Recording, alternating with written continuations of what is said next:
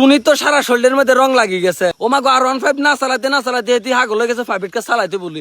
এত বড় গাড়িটা তুমি চালাইতে পারবে নি? অবশ্যই পারবো, আমি আসি না, আমি দেখাই দিব কিভাবে চালাইতে হয়। আমি একটা কথা বলি হৃদয়, তোমার সাথে তর্কে না জড়াই, আমি এখন প্রাইভেট কারটা চালাবো।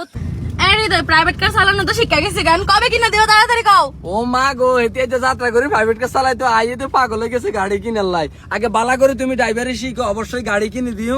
ইবে আপু টুনি আসলে ফাইরবো নি কই গো? ইনশাআল্লাহ। আপনার কি মনে হয় আছে প্রথম দিনে সে রাস্তায়? হ্যাঁ ঠিক আছে আপু। প্রথম দিনে দেই মাঠে। আচ্ছা আচ্ছা, যাক সমস্যা নাই।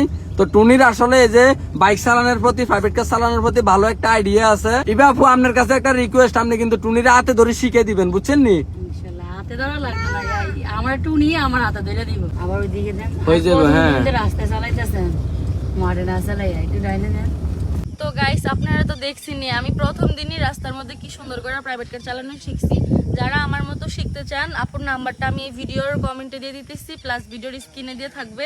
আপনারা সবাই যোগাযোগ করবেন। আর বাচ্চার মায়েরা যারা আছেন, আপনারা যদি চিন্তা করেন বাচ্চা কোথায় রাখবো, কার কাছে রাখবো, সম্পূর্ণ ভুল ধারণা ভেঙে চলে আসবেন। ইভাবু কিন্তু নিজে আপনার বাচ্চারা ক্যারি করবে, দেন আপনাকে প্রাইভেট কার চালানো শিখাবে, বুঝছেন? শিখতে কোনো কষ্ট নাই, মেন কথা হচ্ছে ইচ্ছা শক্তি। তো ইভাবু, আমি যে প্রথম দিন রাস্তার মধ্যে এত সুন্দর করে গাড়ি চালানো শিখলাম, প্লাস এই যে দু একটা কারের সাইড দিলাম, কেমন লাগতেছে আপনার কাছে? অনেক ভালো লাগতেছে।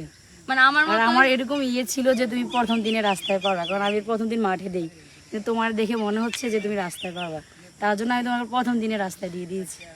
এটা হচ্ছে বড় পাওয়া, ট্রেনারদের থেকে বড় অর্জন, বুঝছেন? আমি মনে করি যারা আমার মতো মেয়ে আছেন, শিখতে চান, সরাসরি চলে আসবেন। আর আসলে তো আমার সাথে দেখা হইতেছে, এই সমস্যা কি?